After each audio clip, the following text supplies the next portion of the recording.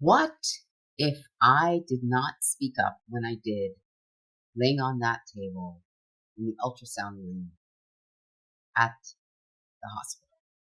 What if? Well, I'll tell you, we'd be having a very different conversation right now.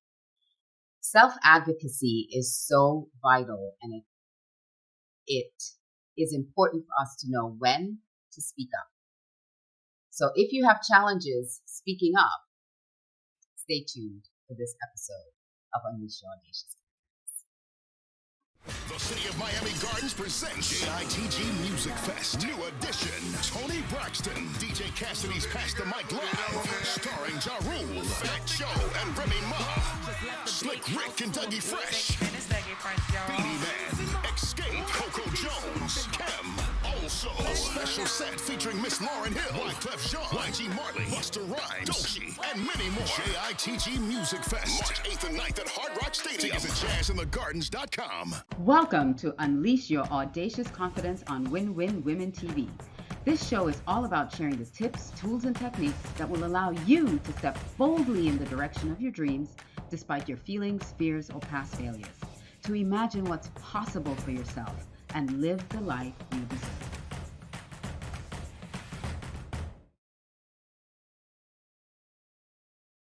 Hey, welcome to this episode of Unleash Your Audacious Confidence. I'm your host, Alicia Couri, and I just want to welcome all of those who are watching on our YouTube channel.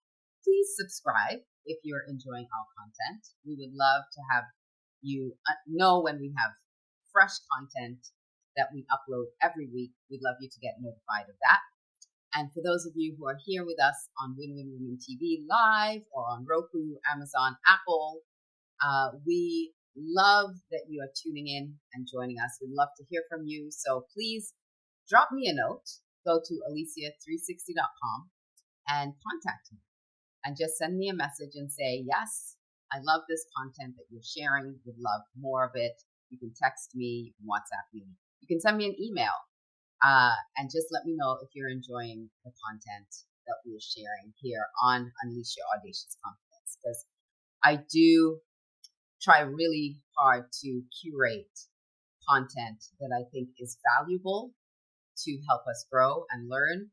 And we have started creating these action guides so that not only are you hearing this really great information, but also we're giving you ideas on how to take action on this information, taking tiny steps forward to transform your life.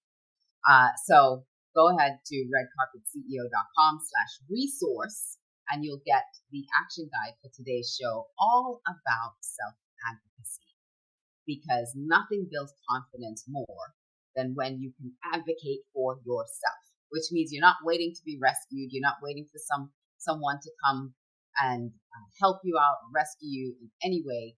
You are responsible for rescuing yourself, in other words.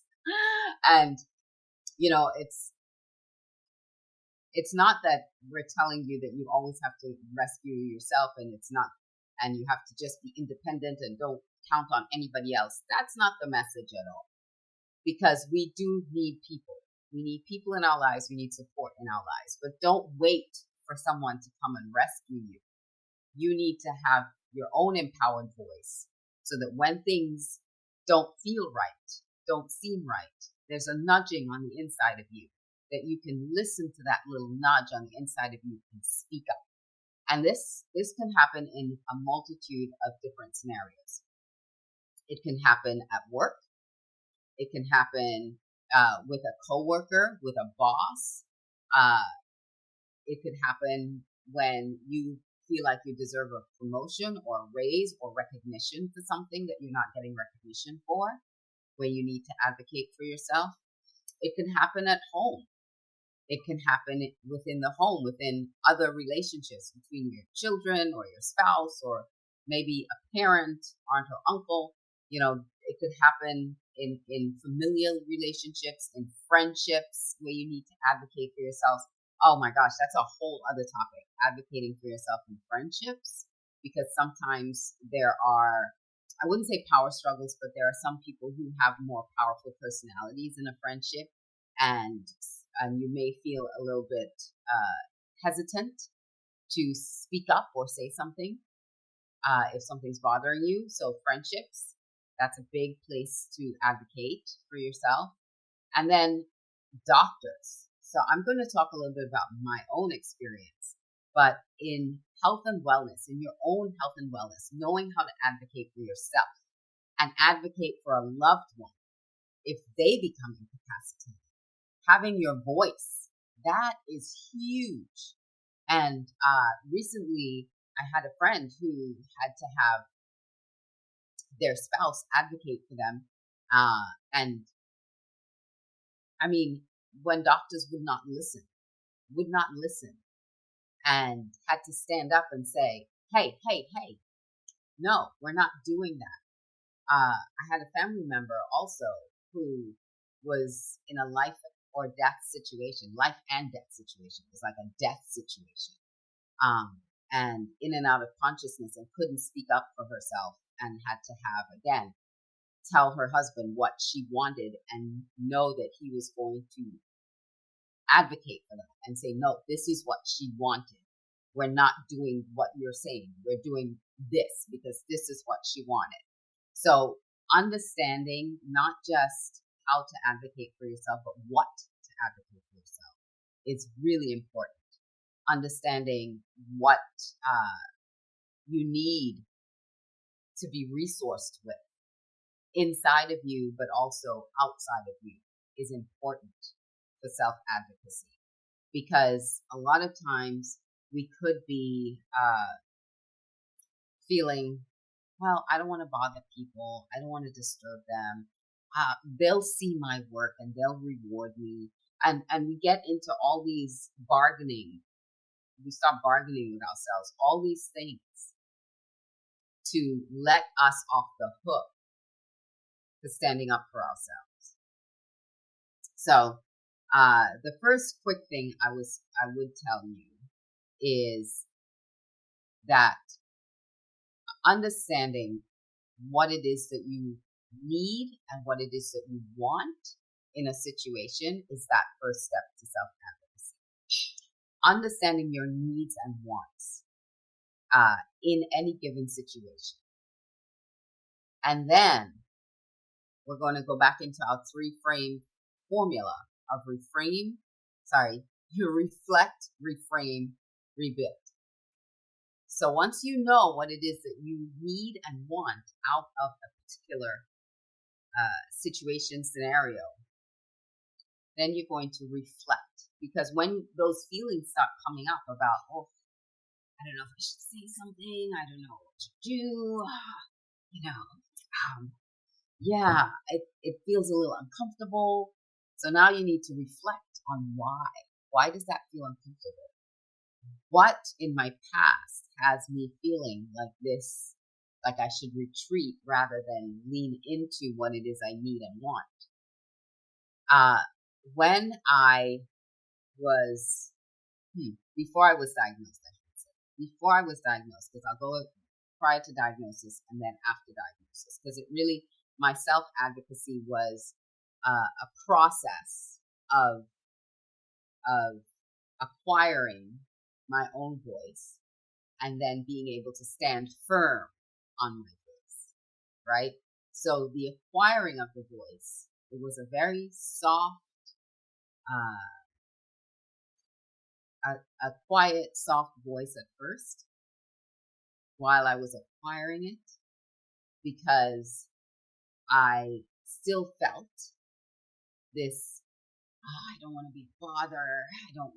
I feel like it's nothing. It doesn't matter. But let me tell you something. Your health and wellness should be your number one priority. Your mental health, your physical health, your emotional health, your health and wellness should be a priority for you.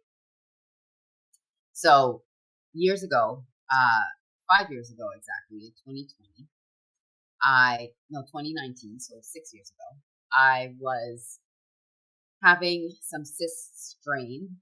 I had 8 cysts 7 cysts scheduled to be drained, actually. I had 7 cysts scheduled to be drained. I didn't have any medical insurance, so I had to pay cash for the procedure. So I had these cysts. I had to go into an ultrasound, and they were ultrasound guided draining. So the radiologist was there with the big needle and the ultrasound technician, and together they were, searching for these cysts and then expirating. Is that the word? I don't know. But using the needle to drain the cyst. And so before that whole procedure, I had felt something else in my breast, and it felt really tiny, really small, like a half a grain of rice, kind of small. So I felt like that was nothing because I had these, let me tell you, massive, like protruding cysts, like this big. So when you feel something this big in your breast tissue, that feels concerning, right? You're like, oh my God, what is this? And to know that I had 8 of them. So 7 of them we had scheduled to drain, and they found an additional one that was kind of hiding behind another one that they didn't initially see at first. So she ended up taking the needle and just going a little deeper with the needle and draining that one as well. So we had all these cysts drained. So I'm laying on the table and I'm having these cysts drained, and this is just nagging in the back of my mind about this tiny little thing that I felt. But because they were so busy draining the cysts, I didn't want to bring it up. And I didn't. I did not bring it up. So after the procedure, and she's like, okay, we're all done. We're all good. I think we got it all. And I still said nothing. So following that procedure, I had to have a mammogram done because then they need a new baseline. So did the mammogram, and again, I didn't say anything about what I felt.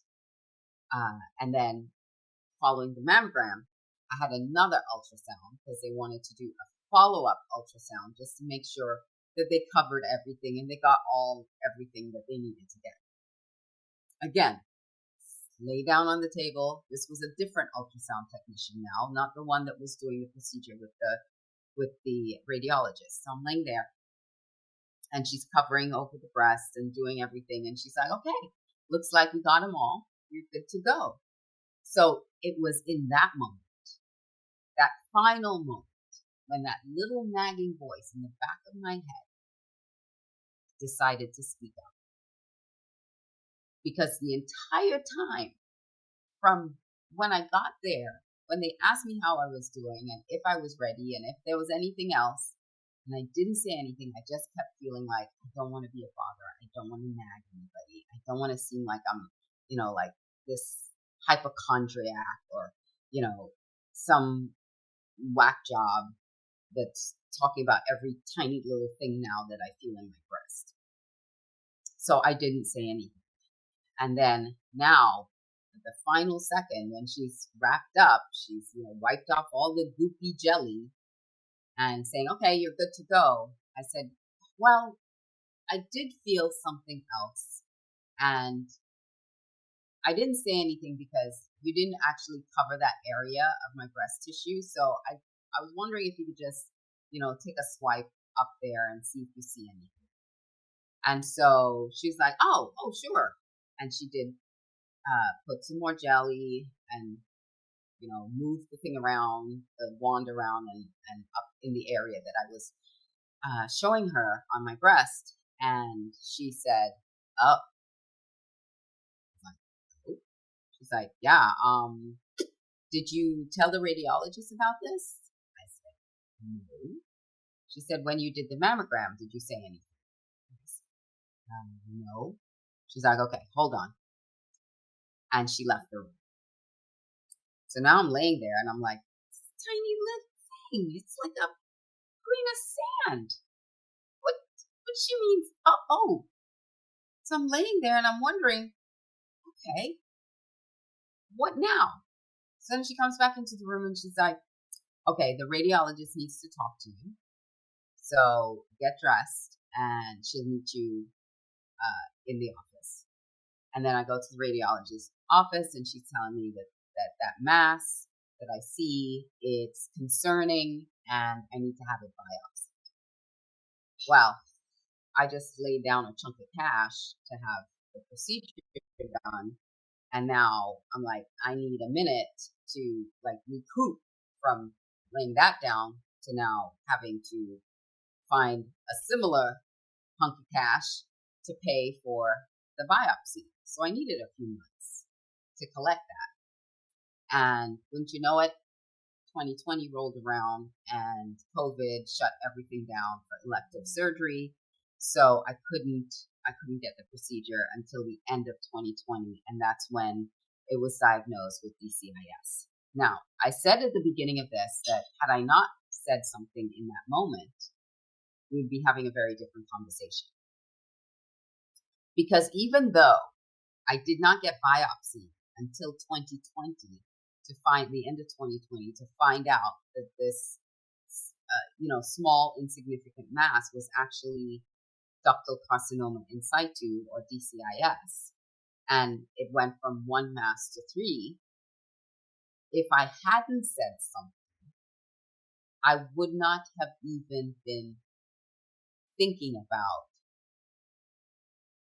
going for an ultrasound, going for a biopsy, or anything. In fact, my next mammogram probably wouldn't have been until 2021, when things opened, fully opened back up. And by then, we would have had a different conversation with the doctors about what stage my DCIS was, because I would not have started the shifts that I did start in 2020 with my diet and my exercise and all the things that I started doing to change what I was experiencing in 2021. That would not have started until a little bit later. So it became, like the changes happened a lot faster. And because we caught it so early, I was able to have more options for treatment. So that's my story about self-advocacy. So that when it came time for a surgeon to actually tell me that her recommendation is to have a mastectomy, I voiced my opinion. I was like, no, I'm not doing that. I'm not doing that. I think there are other options that we could explore before we get to that. And I exercise my right because it's my body, and I exercise my right to explore other options because I caught it that early, because I was able to change how it was actually growing in my body through my faith, through prayer, through hiring a hormone health coach to understand what my hormones were actually doing that were causing or feeding these cancer cells, and how we can reverse that situation and that environment in my body. Because, your body is dynamic. That's what my health coach always says, Lydia. She says, the body is dynamic. The body will react very quickly, depending on the damage that you've created, but it can react quite quickly when you start doing the right things for it. And so we started doing the things that can support my hormones in a very healthy way, and that slowed down the progression. In fact, it slowed it so much that the surgeon that I did end up working with, she said that it seems, she's like, I don't know what you're doing, but it's like a fire hose on those tumors. They're not growing. They're not going anywhere. They're just like, they haven't moved since we started working together. The body is dynamic. And so having those options and being able to co-create with my healthcare team what the outcome that I desire. Because remember, I said you had to think about what it is you want and need out of this situation. So think about what it is I wanted and needed in that moment. What was the outcome that I wanted to have? And the outcome was I wanted to keep my breasts. I knew there were parts of it that we had to have surgery, but I wanted to, for the most part, keep them. And then, so I had to reflect on why it is I was silent until that moment, so that when the next moment came around, I could be more and more vocal and say what it is I needed and I wanted.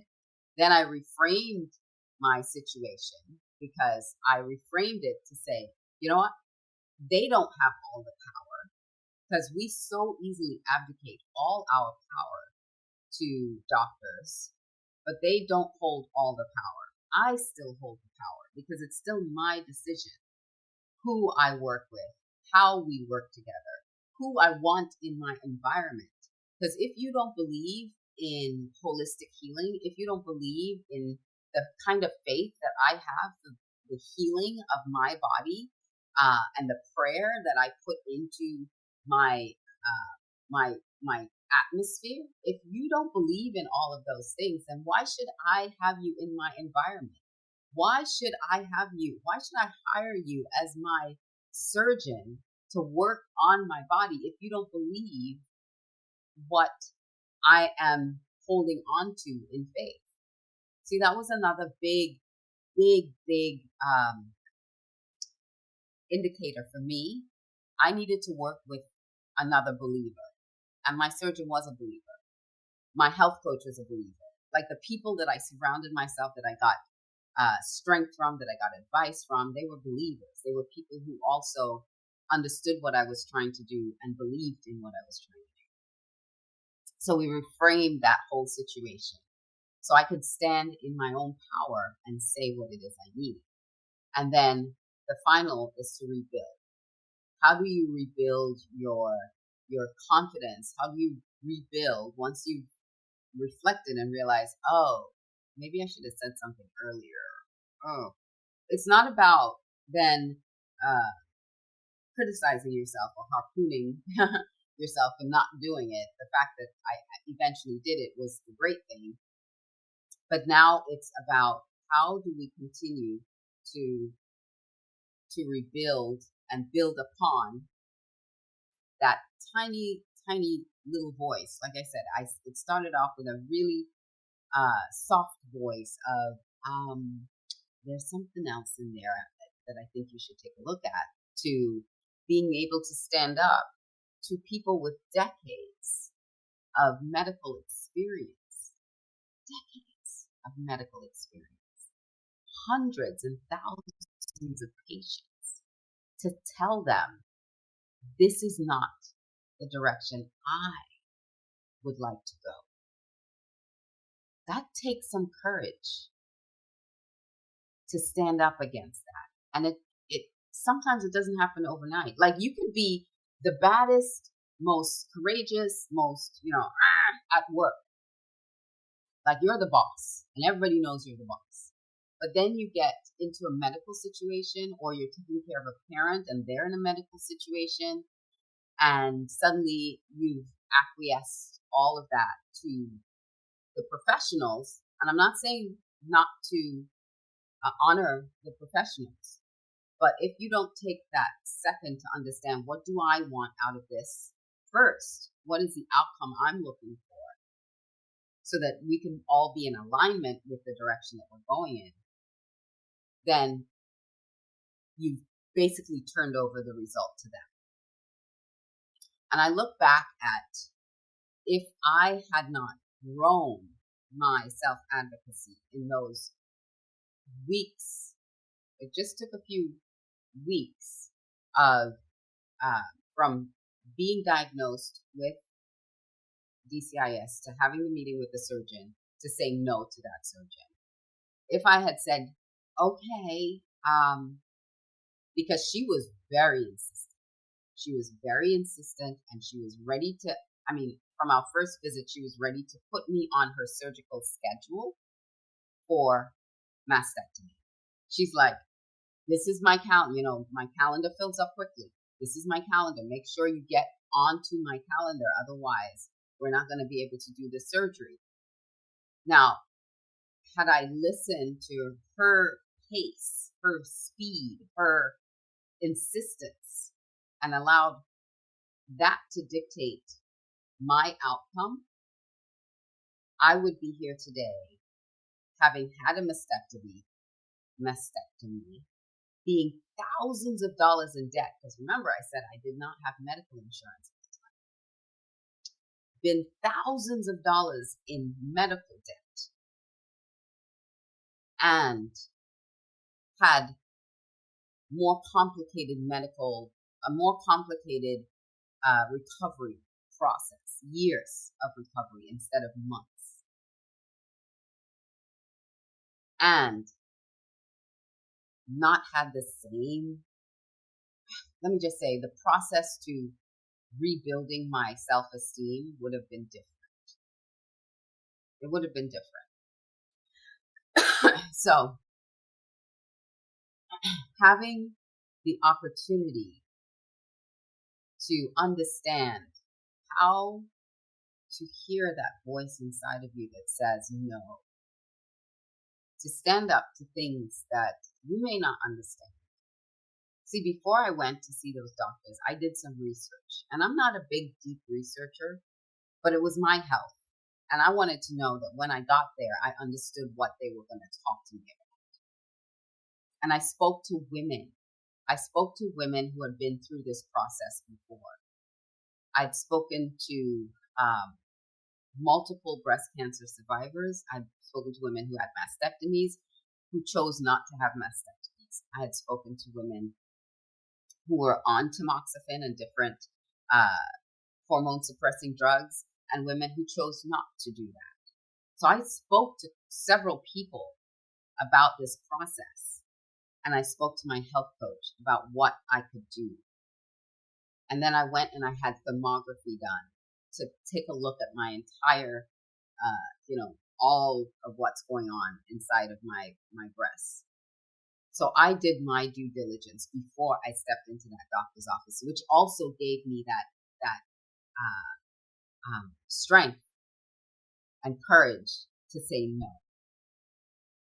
And I am so grateful and so thankful that I did. Because if I didn't stand up for myself in those moments, there was absolutely no one. There was no one to stand up for me. And that's what I want you to understand. There are moments when you need to stand for yourself. That's what self-advocacy is all about. It's not about being independent and not needing anybody. That's not it. It's about when those critical moments in your life show up, how do I step into it and not forward? I encourage you to go download the action guide for this to help give you the questions that you need to step through this and walk through this and practice self-advocacy. It may start as that quiet, still voice. And then it becomes a thunderous roar when they're telling you, this is what your care is, and you need to take this pill and this pill and this pill, and you need to do this procedure and this procedure. And you can stand up and say, I don't think so. Don't want the side effects. What are the alternatives? You don't have the alternatives? Okay, let me find someone else who does. Having the courage and the strength to do that, even in emergent situations, being able to stand up and speak for yourself. It's so vital. So I hope this has been helpful. Let me know. Like I said, reach out, alicia360.com. Let me know if this episode has encouraged you, strengthened you, and helped you self-advocate. And don't forget to download the action guide on redcarpetceo.com/resource. And that action guide will be the top guide for you, and it's all about self-advocacy. Until the next episode, I encourage you to be bold, to be brave, and every day do just one thing to step out with audacious confidence and let your voice be heard. Until next time, I'm Alicia Couri, your host, saying goodbye for now, and I'll see you in another episode of Unleash Your Audacious Confidence here on Win Win Women TV.